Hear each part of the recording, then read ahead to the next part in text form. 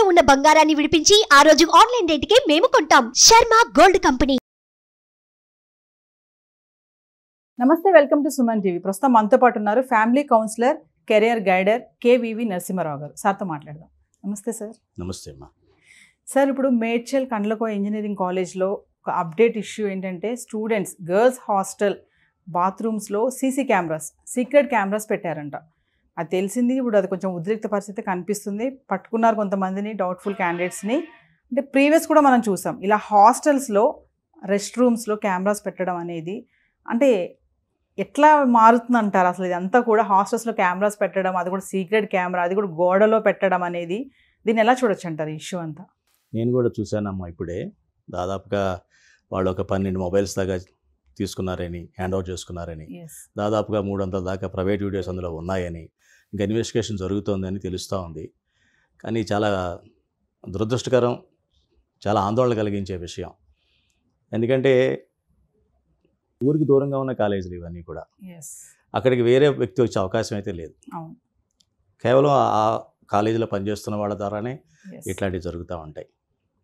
అయితే జనరల్గా బాత్రూమ్స్ అన్నవి, టాయిలెట్స్ అన్నవి హాస్టల్కి అనుబంధంగా ఉంటాయి, లేదు క్లాస్ రూమ్స్కి అనుబంధంగా ఉంటాయి. ఎక్కడ క్లాస్ రూమ్స్ ఉంటే దానికి అనుబంధంగా ఉంటాయి, లేదు అంటే హాస్టల్స్ ఉంటే హాస్టల్స్ అనుబంధంగా ఉంటాయి. ముఖ్యంగా లేడీస్ హాస్టల్స్ దగ్గర ఉండే టాయిలెట్స్కి వేరే భద్రతా అంశాలు కూడా ప్రత్యేకంగా తీసుకోవాల్సి ఉంటుంది. మరి ఇవన్నీ పరిగణలో తీసుకున్నట్లయితే మరి ఎక్కడ లోపం జరిగిందన్న విషయం చాలా కూలంకషంగా చూడాలి. అలా కూలంకషంగా చూసి ఏదో ఒకసారి ఒక కేసు వచ్చింది కదా, దాని ఏదో రకంగా పరిష్కరించేసి చేతులు దులుపుకుందాం అటువంటి విషయం కాదు. ఎందుకంటే ఇది ఒక పరంపర కింద అయిపోయింది. దాదాపుగా మూడో నాలుగో కేసు ఇది.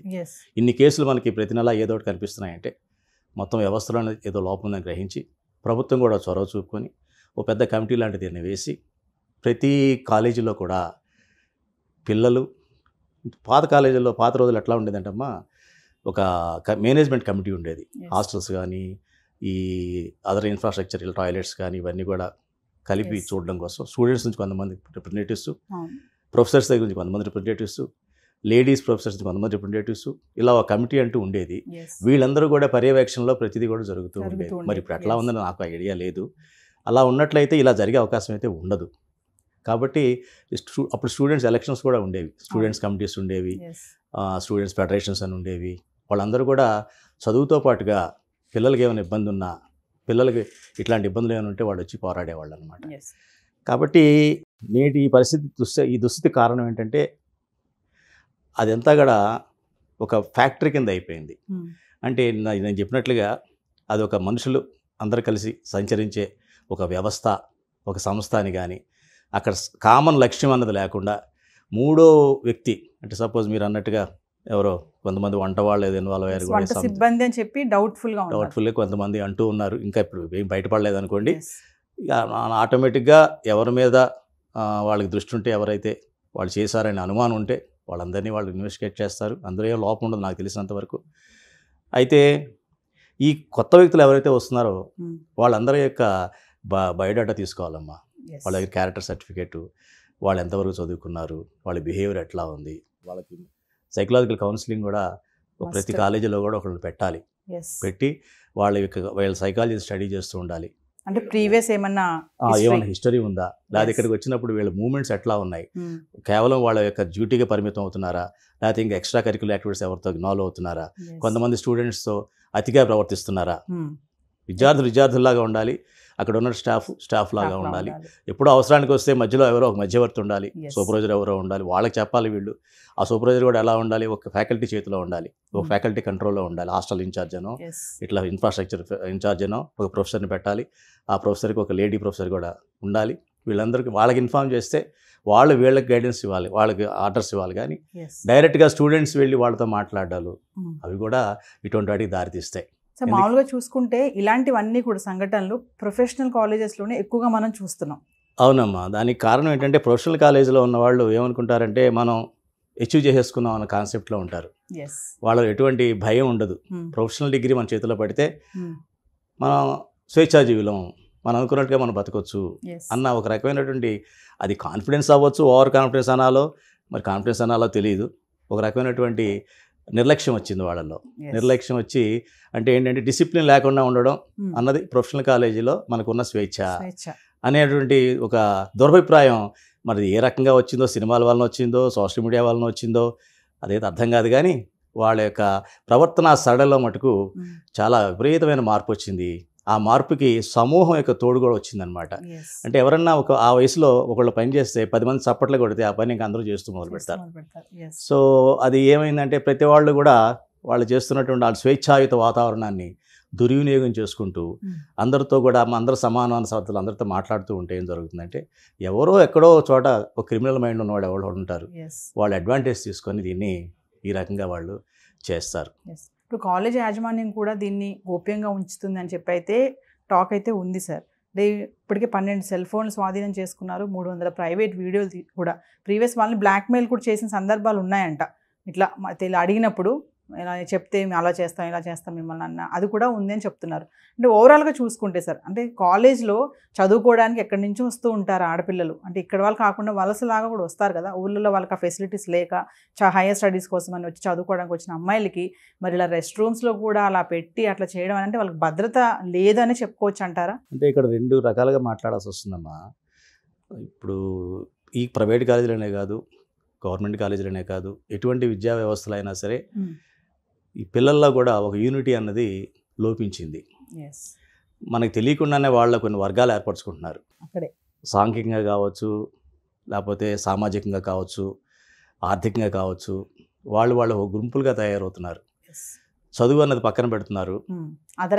అదర్ యాక్టివిటీస్లో వీళ్ళు ఒక హీరోయిజం ప్రూవ్ చేసుకోవడం కావచ్చు, లేదు వాళ్ళకి సంబంధించినటువంటి వాళ్ళని చెప్పేసి ఒక గ్రూప్గా తయారు చేసుకోవడం కావచ్చు. ఈ రకంగా అందులో ఎవరైనా దుర్మార్గుడు ఉన్నట్లయితే వాడికి సహాయంగా ఈ గ్రూప్ అంతా వచ్చేస్తున్నాను. అంటే ఎవరో ఒక వ్యక్తి చేస్తే తప్పు వాళ్ళు మనం పట్టుకోవచ్చు. ఇది ఒక వాళ్ళకి రక్షణ కవచంలాగా కొంతమంది ఒక వర్గం వాళ్ళ వర్గం వాళ్ళు రకరకాలుగా తయారవుతున్నారు అన్నమాట. అది మంచిగా అయితే పర్వాలా. ఒకప్పుడు కూడా ఉండేవి కాలేజీల్లో స్టూడెంట్ యూనియన్స్ ఉండేవి, ఫెడరేషన్స్ ఉండేవి, వాళ్ళు కూడా ఎన్నికలు జరిగేవి. కానీ వాళ్ళు ఇప్పుడు ఇలాగా అనైతికమైన కార్యకలాపాలు ఇప్పుడు జరిగేవి కావు. అలాంటి అనైతికమైన జరుగుతుంటే మటుకు అందరూ ఏకమైపోయి ఎవరైతే ఆ పని చేశారో వాడిని వెలివేసేవాళ్ళు. అంటే వాడు ఐడెంటిఫై చేయడంలో అందరూ కలిసిపోయేవాళ్ళు, ఎవరు చేశారు ఈ పని అని. వాడు ఒక్కడిని ఎప్పుడైతే మనం ఏకాకిం చేస్తామో ఇంకా నెక్స్ట్ ఎవరు అవి చేయడానికి సాహసించరు. ఇక్కడ ఏం జరుగుతుంది, ఒక్కళ్ళు కాదు, ఇది 4, 5, 10 మంది కలిసి చేస్తున్నట్టుగా ఇంతకుముందు జరిగిన కేసుల్లో కూడా మనకు తెలిసింది. వాళ్ళు పట్టుకునే టైంకి కూడా వాళ్ళ పేరెంట్స్ ఎవరో బాగా ఉన్నవాళ్ళని సంథింగ్ అలా ఏదో విన్నాం, పూర్తిగా మనకు విషయం తెలియదు, కానీ ఆ రకంగా ఏదో జరిగిందని కూడా మనకు కొన్ని వార్తలు మనం వినడం జరిగింది.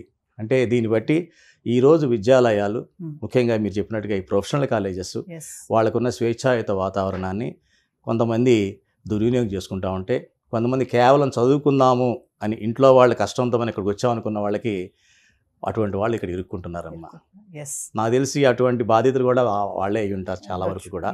వాళ్ళకి ఎట్లాగో సహకారం దొరికే అవకాశం తక్కువ.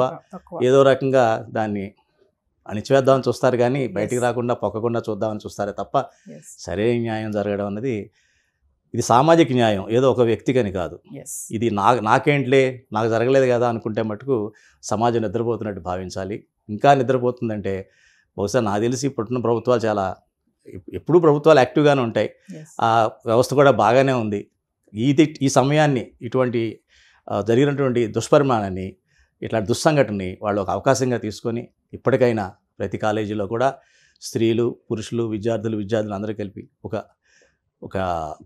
ఒక టీమ్గా ఫామ్ అయ్యి వీళ్ళందరూ కూడా ఇటువంటి జరగకుండా చూడాల్సిన బాధ్యత మేనేజ్మెంట్ కూడా చాలా ఖచ్చితంగా చెప్పగలగాలి.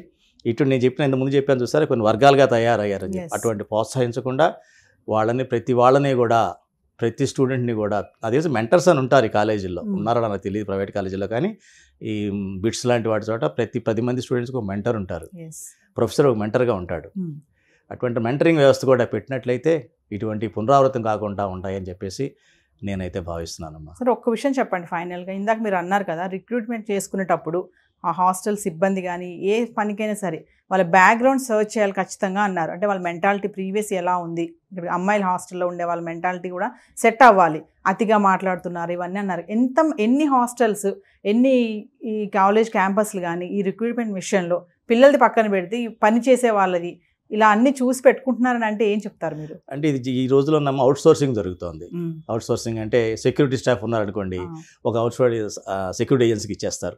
అట్లాగే హౌస్ కీపింగ్ యాక్టివిటీస్ అన్ని కూడా ఒక ఏజెన్సీకి, బయట ఏజెన్సీ వాళ్ళు ఆక్షన్ వేసుకొని వాళ్ళకి ఏదో వాళ్ళ దాంట్లో ఎవరు కోట్ చేస్తే వాళ్ళకి ఇవ్వడం జరుగుతుంది. అవన్నీ వీళ్ళు మేనేజ్మెంట్ తలనొప్పులు తీసుకోలేరు కాబట్టి వాళ్ళు ఒక ఏజెన్సీకి ఇవ్వడం జరుగుతుంది. సో అటువంటి ఏజెన్సీలు ఎవరైతే ఇట్లా వస్తున్నారో వాళ్ళని బ్లాక్ లిస్ట్ చేయడం, ఆ ఏజెన్సీకే మచ్చ వచ్చేలా చేసినట్లయితే వాళ్ళే ఫిల్టర్ చేసి జాగ్రత్తగా వాళ్ళని ఇక్కడికి పంపించడం జరుగుతుంది.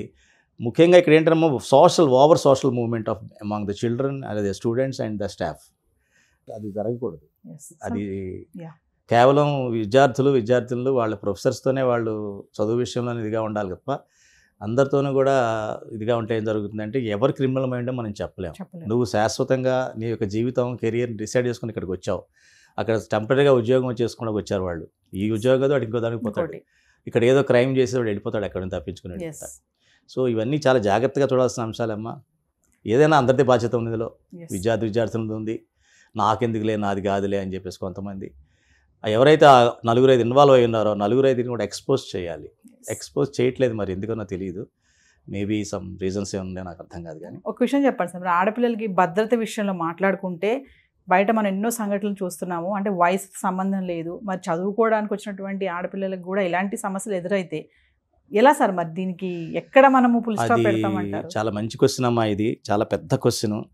దీనిలో ఇది ఒక్క అంశమే కాదు, చాలా అంశాలు కలిసి ఉన్నాయి. ఎత్ర నార్యస్తు పూజంతే అన్నారు ఒకప్పుడు, ఇప్పుడేమంటున్నాం ఎత్ర నార్యస్తు చరంతే. అంటే ఎక్కడ ఆడపిల్ల తిరుగుతూ ఉంటే అక్కడ అమ్మాయి చుట్టూ కూడా ఎన్నో దుష్టశక్తులు వెంటాడుతున్నాయమ్మ. అది జరుగుతున్నది ఇవాళ. ఎత్ర నార్యస్తు చరంతే అంటే ఆడపిల్ల తిరగకూడదా? ఎక్కడ ఆడపిల్ల ఆ స్వేచ్ఛ తనకు తానుగా ఉండే అవకాశం లేదా? ఆడపిల్ల తనకు తనకు ఉందంటే ఉండనివ్వరా?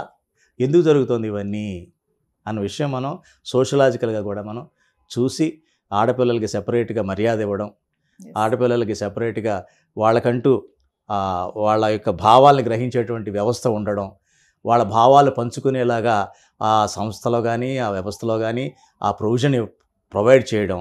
ఇప్పుడు ఆడపిల్లలు ఉన్నారమ్మా, ఆడపిల్లల సమస్యలు వేరేగా ఉంటాయి, ఆడపిల్లల భావాలు వేరేగా ఉంటాయి. అక్కడికి వచ్చిన తర్వాత అందరూ స్టూడెంట్సే అన్నట్టుగా ఉండదు, ఎందుకంటే వాళ్ళతో గ్రోనప్ చిల్డ్రన్, అడల్ట్స్ వాళ్ళు. సో వాళ్ళకు కూడా వాళ్ళకి అప్పుడప్పుడు డిబేట్స్ కానీ అలాంటివి పెడుతూ ఉంటాయి సోషలాజికల్ వీటి మీద. ఒకప్పుడు డిబేట్స్, ఎలక్యూషన్స్ ఇవన్నీ ఉంటూ ఉండేవి. వాటి ద్వారా వాళ్ళు ఇంటర్నల్గా డెవలప్ అవుతారు. వాళ్ళలో ఉన్న సంశయాలు నా సంశయమే తప్ప, డౌట్ తప్ప, అది సరైనది కాదన్న విషయం వాళ్ళకి తెలియాలంటే 10 మందిలో ఇలాంటి సెమినార్లు కానీ పెడుతూ ఉంటే, డిబేట్స్ కాన్వే ఇలా పెడుతూ ఉంటే అప్పుడు they will come to know. అవి పెంచాలమ్మా ప్రతి స్టేజ్లో కూడా, ప్రతి ఆఫీస్లో, ప్రతి వ్యవస్థలో, ప్రతి కాలేజీలో, ప్రతి స్కూల్లో కూడా ఇవన్నీ పెట్టి ఆడపిల్లకు ఒక మర్యాద, మగపిల్లవాడికి ఒక మర్యాద, ఇద్దరు మర్యాదలు ఒకళ్ళొకరు ఎలా కాపాడుకోవడం అన్నది నేర్చుకోవాలి. చూద్దాం సార్, మరి దీన్ని ఎక్కడి వరకు వెళ్తుందో ఈ కేసు, ఎవరెవరు నిందితులు అనేది, మరి కాలేజ్ ఎంతవరకు దీంట్లో భాగస్వామ్యం అయింది, మరి ఏంటి అనేది కొంచెం చూడాలి. రేపెల్లుండి మళ్ళీ ఎలాంటి న్యూస్ వస్తుందో. మనం అనుకున్నట్టుగా ఆడపిల్లలకి స్వాతంత్రం, సేఫ్టీ మరి బయటే కాదు చదువుకునే ప్రాంగణంలో కూడా దొరకటం లేదు అనే దానిపైన కూడా మనం మరొక టాపిక్తో ముందుకు వద్దాం సార్. Thank you. నమస్తే.